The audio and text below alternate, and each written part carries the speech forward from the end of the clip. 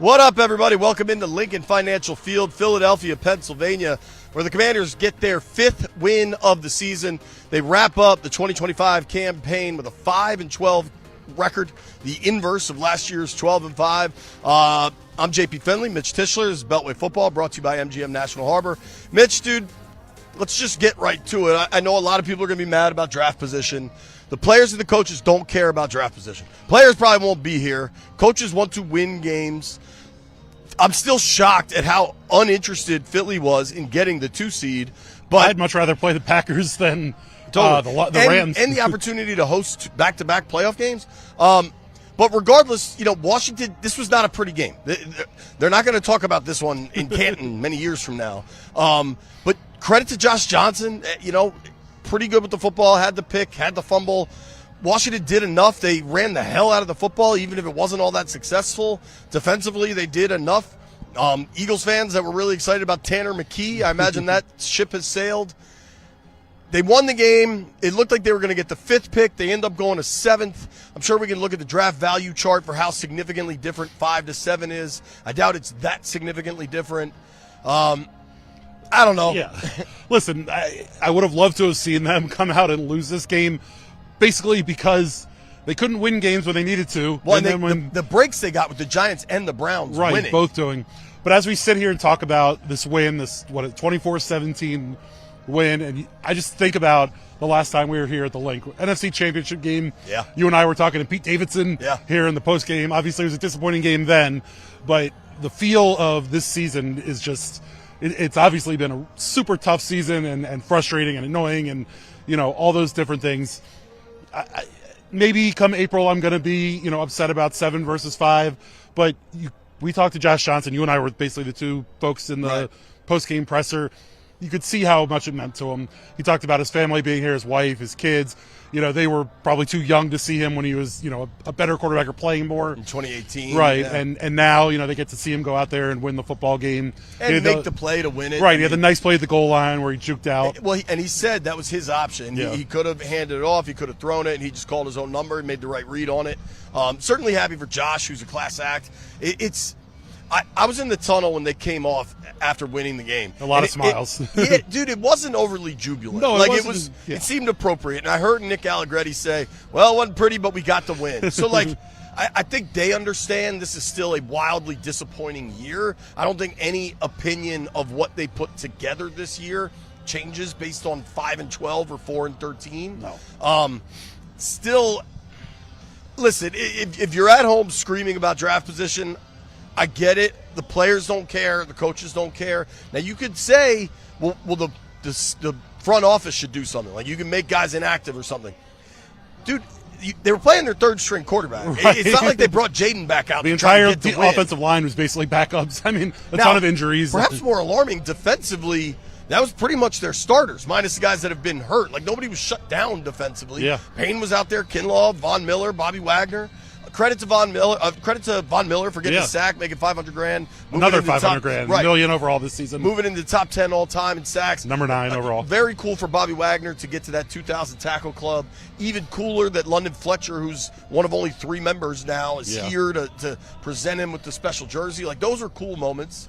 But sorry, as much as you want to talk about those, which were good moments and nice pieces, it was frustrating. It's been frustrating all season. It was particularly frustrating today watching the game management from this coaching staff. Dude, they used all their second-half timeouts with 10 and a half minutes to play in the 4th quarter. They were calling timeouts. And coming out of timeout, they then would make missteps. Right. You had the interception and then the Eagles touchdown. They came out of a TV timeout, had to burn a timeout, and then I think had the turnover. Yeah, the fumble.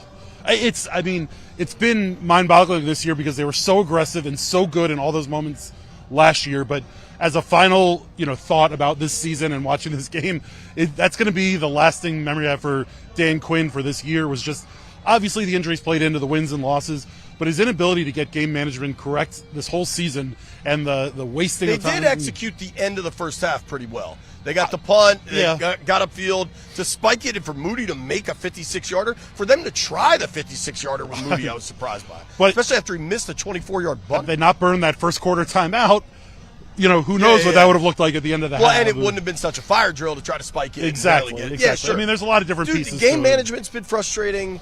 The lack of development of young players once the season was lost has been frustrating. But then Ben Sinnott's finally getting time, and he has 2 goal line false starts in this game. He had 2 catches for his first 2 catches of the game went for 0 and 1, and then he had the 2 goal line false starts. It was good to see John Bates get his first touchdown as a Commander. I mean, 3 years ever.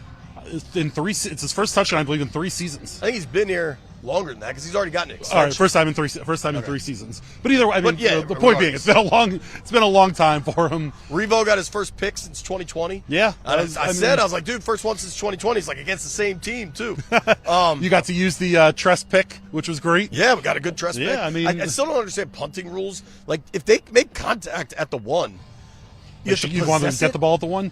Yeah, they have to possess it at the 1. I don't know. I think it was the Eagles earlier this season. A team did the same thing at the 1 yard line, threw it backwards, and one of the Eagles players picked it up because at that point it's down. If the Eagles fumble, it's a down ball. Which fan base do you think is more pissed off at the result, the Commanders or the Eagles? I'll tell you what. I was in the elevator coming down from the press box, and there was one Eagles fan that it was as the Commanders were wrapping up the win. Was banging the wall of the elevator and cursing and all these different things. I had a little smile about that. Yeah, listen, man, this whole year has been incredibly frustrating. So tonight has some frustrations.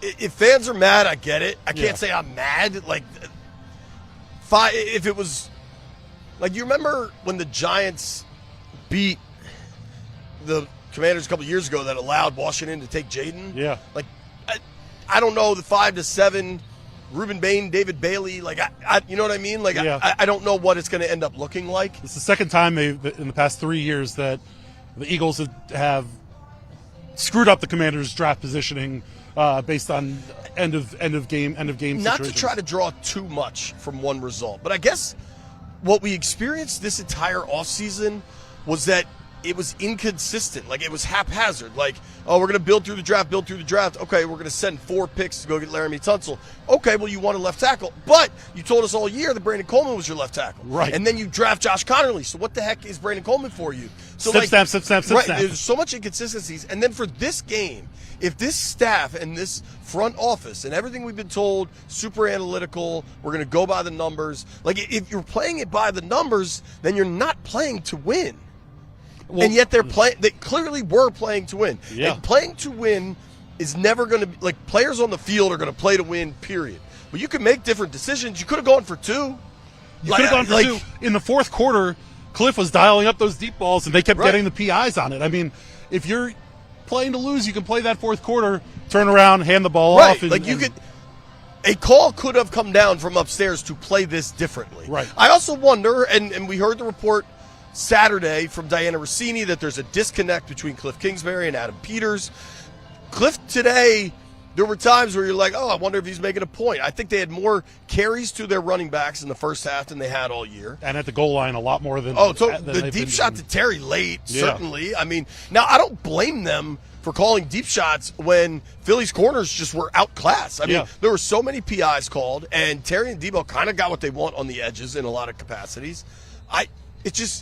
It's another example of inconsistencies. And players on the field are never going to not play to win. That's just not how it works in a game where you could get seriously injured on any snap.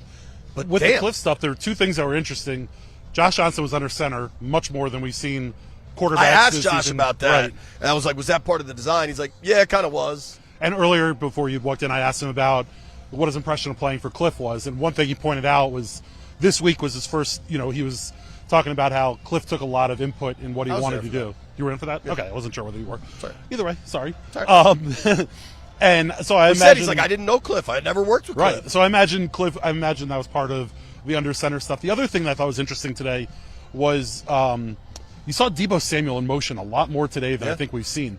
And it wasn't just the straight, drags across the back of the line. There was a lot of circle motion and whatnot. And that's something that we expected from preseason to continue. Now, certainly Terry missing as many games as he did, and Debo having to slide in I think to a bigger Debo's role. Hurt for a decent portion right. of the I think there's and they're probably trying to get Debo some incentives today. I mean, there's probably some financial incentives concerns. last week. Yeah, but there were more on the table. If he got yeah. to 9 catches today, I think he would have made like $400,000 or something. Without the PIs, he might have. I know. I mean, The whole season's been so frustrating, and today is just kind of a further microcosm of that. And some of that might just be that they put themselves in a position where the year is over and you're talking about draft position. Right. You know what I mean? Like, it was an exclamation point on the season. I mean, as frustrated as we've been, and as many times as we've ripped off our ties or yelled at the TV or whatever, like, today was kind of an exclamation point of like the frustrations of not being able to win when they needed to, and of coming out and winning a meaningless game and dropping a couple draft Philly's piles. offense had 275 yards of offense through 3 quarters. Yeah. Like, defensively, even with most of the starters playing, they weren't great. They ended up with 307 overall, so Right. it wasn't a particularly explosive fourth quarter I for think them. Tanner McKee's kind of bad. Seeing him in preseason a couple times this season, he looked really good. Did not look like that today. No. I mean, just a lot of high passes, a lot of a lot of misdirected balls. I think some bad throws to the Revo pick. Shout out to Revo for it, but that was an awful football throw. Well, and dude, like, I think a big part of, or what is problematic here, is that none of this matters. Like, tomorrow's going to be the first time we hear from Adam Peters since August, I believe. Maybe September, but early, like, at the end of training camp. I think, like, when Terry's stuff was going on. And the biggest question, when it sounded like Chris Farley on SNL, is like, what happened here? Like, what happened? What is your plan to fix it? That's, to me, the second part of that is the important, like, asking in retrospect what happened. There's a lot of things that they can point to and explain away, and they're going to say injuries, which certainly played a part. Injuries were a huge part of it, but it never looked good from the beginning, though. I think it's dangerous to be overly reliant on injuries in your examination of this season, because it wasn't just injuries. I think there's the question is, how do you fix this? And, do you reevaluate the way that you build a roster? Because, in preseason, we talked about the age of this roster, and certainly you have the specialists who all were a little up there in age. You have Josh Johnson that helps who add ended to up it. playing 4 right? games. I mean, but I think that you have to have a real three? conversation about, I think he got in 4 games. The reality of having a roster starters. that's the oldest in the NFL. Like, Sure. that's a thing. Who's calling you right now? I'm looking to see if we're getting some Some comments. questions? All right. Smith Thought says, JJ's second all-time win. First was Week 15, 2018. According to We were there for both of them. Oh boy! According to JP, the one of the most fun nights we had the night before In Nashville? In Nashville, that was Puddle Pete night. Yeah. Pete pushed it too far. I was going to try and not throw Pete under the bus here since he's not here to defend He's a himself. big-time Amazon guy now. He's not worried about it. Chris Lattimore says, happy to see Philly lose, but the chasm between talent of the two teams is massive. You have a lot of folks saying they're happy for Josh Johnson, and you are. God bless our guy who's overly excited about this. He says it's a 10-win team without the injuries from, who was it? Endless Mountains. Hopefully that's either Spider or Sniper. Probably not Spiper. Shout out EC for sending it. I think this is a 10-win team without injuries. Do you agree? So I don't know, because I do think, like, as much consternation is going to be throughout the offseason, deserved, if Jaden's back and he plays like Jaden, a lot could be very different. Because we saw last year. And that's like why they kind of do have a refresh. Yeah. Like I think you got to change maybe some of the design quarterback runs. I think Jaden maybe has to evolve a little bit here. But, like, if he's back to being a star quarterback, yeah, I think they are kind of back. We know what their schedule is next year. We know the home and road opponents. Yeah. People immediately like, oh man, that's a difficult schedule. It's going to be a third-place schedule. The reality is where you rank in your division aspect of the schedule impacts 3 out of 17 games. So it's just not that big of a deal. It's a tough schedule because you play the NFC West, who has been and the so AFC good. South, who all right. of a sudden looks yeah. good. But listen, you saw last year. Next year, I don't know. It feels very hard to say that sitting here watching the finale. I think you were saying this year 5-12 was a 10-win without injuries. Here's the thing. And they got halfway there, dude. Right. Here's the thing. We saw the defense was bad last year, but Jaden was so good. And they were a lot better at generating turnovers. Right. But Jaden was so good last year that you were able to kind of look past those. You brought up the Diana Rossini, Cliff Kingsbury report. It's going to be interesting to see what happens. Obviously, tomorrow we'll talk to them. My one drawback or thought on it really is next year is a really important season for both DQ and Jaden. You have, for Jaden, one incredible season, one season super injured. Next year is going to, and they can do a new deal with him after next year, or do a deal with him after next year. I think it's going to matter a lot. And they I also think don't have to. They can. After the third year is when the window opens, but they can do it after a fourth year. Right. But I think what I'm getting at is if you change from Cliff Kingsbury, do you want, in such a pivotal season, a young quarterback going through a new system there? And that's a real question that I think for DQ and for AP that I would like to know, next year, just because it's one of the things that we talked about was all one thing we talked about was the continuity. Yeah, that's what I was going with. Right? Yeah, exactly. You already lost to Vita Pritchard. I do think, regardless of Cliff, there's going to be significant coaching staff change that they didn't have last. A lot of times, assistant contracts are 2 or 3 years anyway, so there might have been some natural, guys go get different jobs. The quarterback room, you got to wonder a bunch of things. Sam Hartman. What is your bet? It's silly, but all right, are you going to keep this Sam Hartman? Is Mariota back? Is Mariota back? What happens with Brian Johnson? What happens with David Blau? Does Blau get promoted? There's a lot that could change there, and maybe after a year like this, change isn't a bad thing. Right. After 2 seasons ago, you really thought that consistency, bringing back all the coaches, a lot of the same players, they were going to be able to take that next step. Right. I think based on a lot of factors, they never really got into that rhythm in preseason and training camp and whatnot. And we saw it on the football field all season long. It's hard not to think with this AP Cliff stuff. A couple different things. Cliff was the one dude who kind of publicly called out they needed Terry back and to get Terry back on the field. So you wonder if that didn't ruffle some feathers going all the way back to August. And then there were moments where you got real questions about Cliff. The Seattle game where Jaden got hurt was an RPO down 30. Maybe he should have been out of the game, but the shutout against the Vikings also. Dude, I mean the 3 goal line throws. They're real data points that you can point to. For me, you're 5-12. Everything's on the table. Right. And I also think Cliff has a real chance at this Titans job. I don't know how that's going to shake out. I think they've got to get. I think they'll get a new D coordinator, right?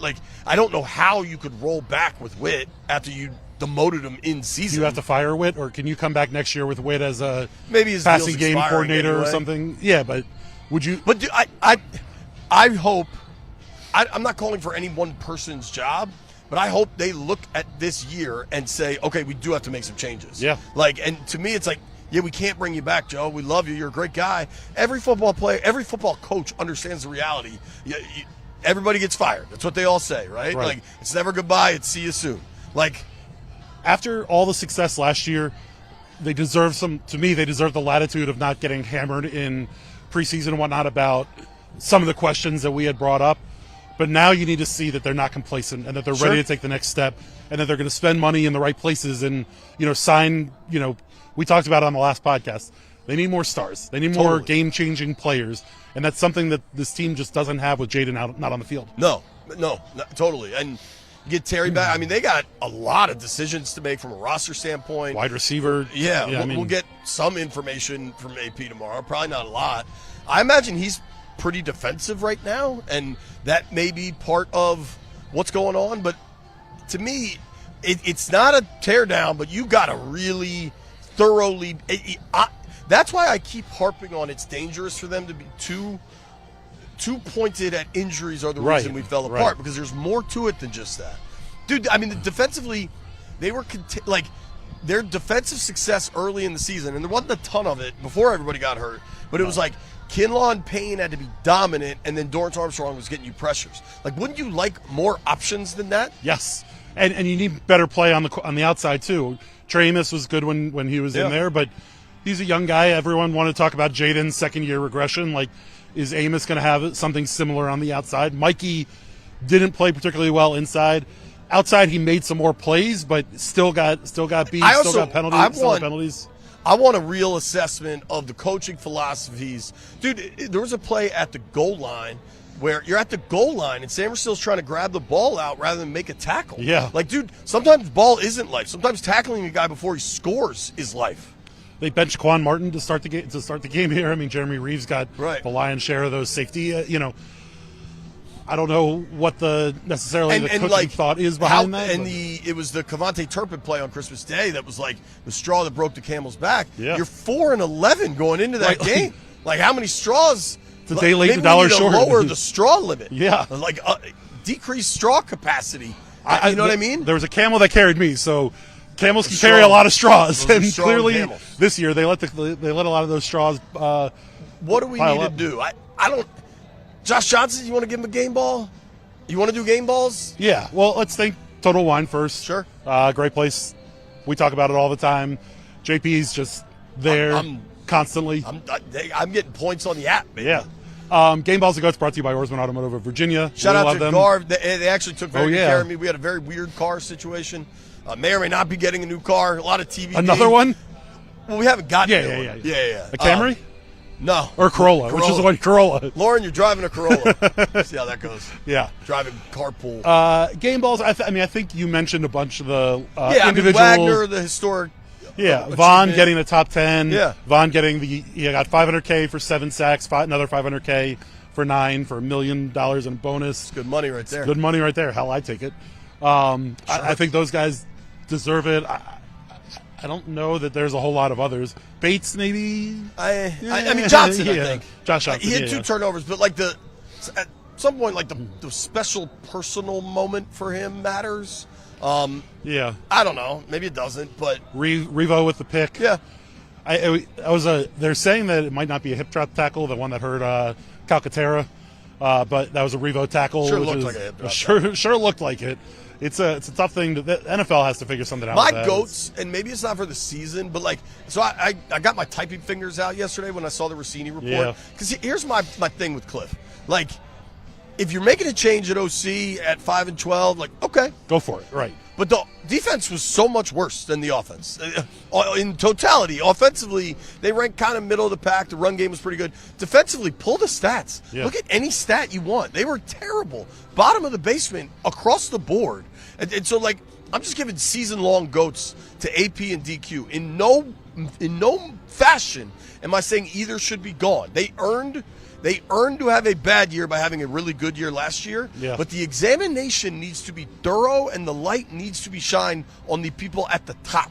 Absolutely. I think Josh Harris is a mature owner that recognizes you don't make a move after one bad year, especially in year 2 of something. But, like, the examination needs to be thorough, and everybody needs to be under that scrutiny. I also think, by no means am I saying the defense was good after DQ took over. It wasn't. But it was moderately better than it was. And then that's on him. He's the boss. I agree. If your guy sucks, I agree. Do something sooner. It's similar with Cliff. Like, if AP and Cliff are at a cross section, a cross section, then like intersection, whatever it is, DQ is also Cliff's boss. And you're like, listen, man, we got to be under center more. I want to see more 3 tight end sets. Like, you're the boss, and I know that you want to let everybody run their own thing, but when things are going wrong, that's when the boss is supposed to make decisions. And that's why I've been harder on on DQ, I think, than some other folks is if your OC and your GM have some friction, obviously it's not the greatest situation in the world, but there's an intermediary there who needs to step in and put his foot down and tell the OC what to do if it's not in alignment with what the organization is trying to do there. And I think, DQ is such a player's coach. Sometimes you need the carrot and sometimes you need the stick. And I don't think that DQ brought the stick early enough or hard enough. I think even going back to camp, like just how you run practices. And just like, I think bad tackling is indicative of that. There's been bad tackling all year. I mean, you almost had another, we've seen it all season long with the guys pinballing around and falling into the end zone.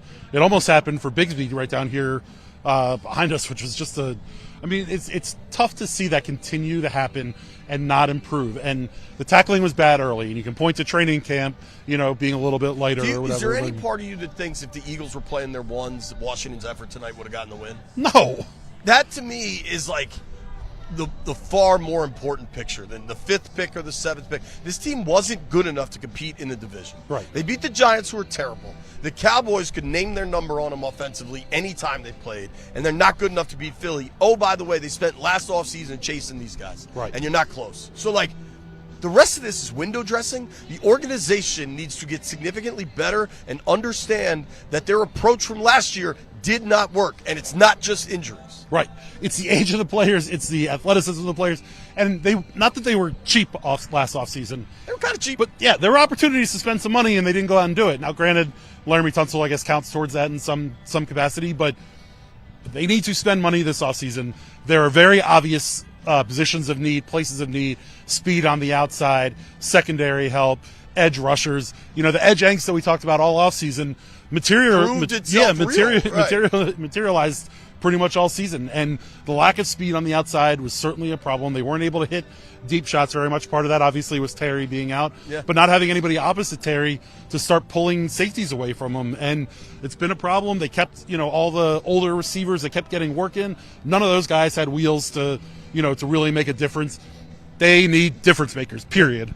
Blue chippers. Yeah. What do we got? Stuff? Yeah, we can get to this stuff. Brought to you by Tap Sports Bar at MGM. Get hopefully, the catfish fingers. Hopefully, folks are drinking over there, enjoying the Steelers-Ravens game that is either on or it's getting ready to kick. What time is it? There's sadly not a clock in here, but happening pretty soon if not.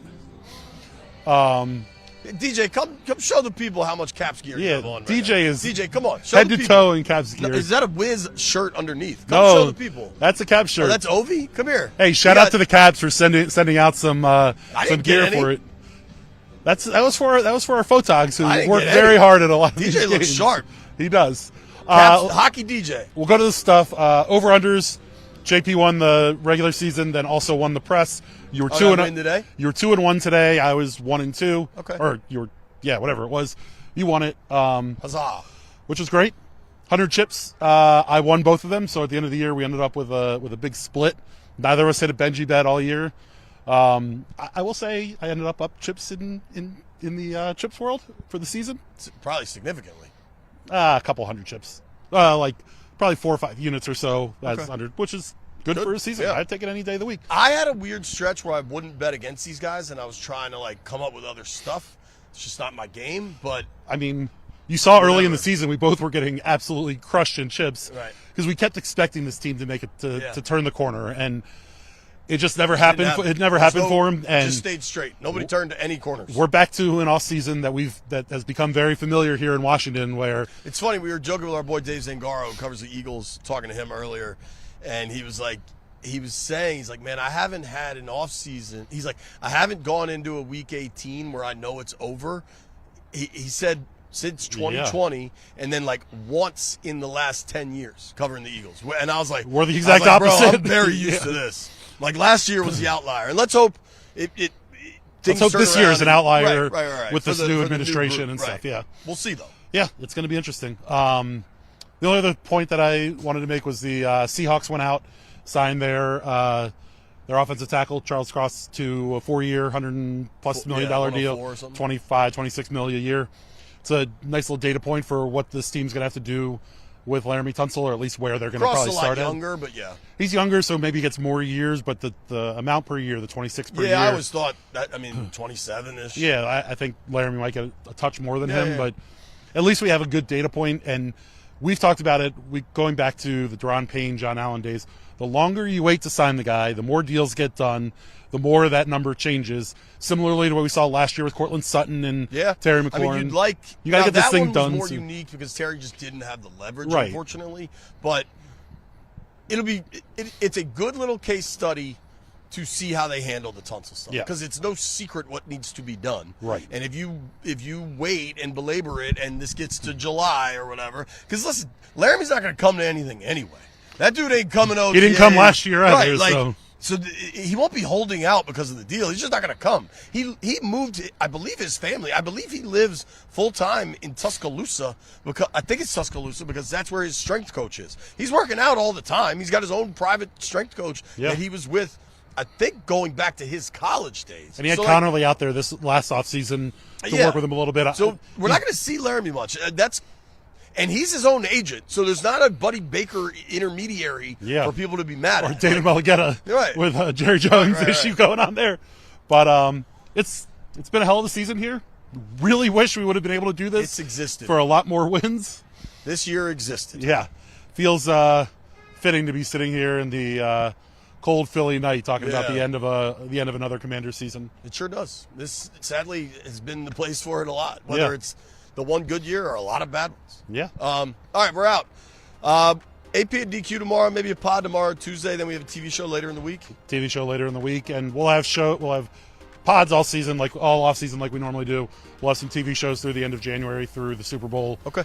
So a lot of good stuff coming. We'll have some good draft folks on to talk us through some stuff. And That's where we're at. if you made it this far, JP will buy you a beer at Tap Sports Bar at Catfish MGM. things. TBD. Whenever we do it. TBD. Life is TBD.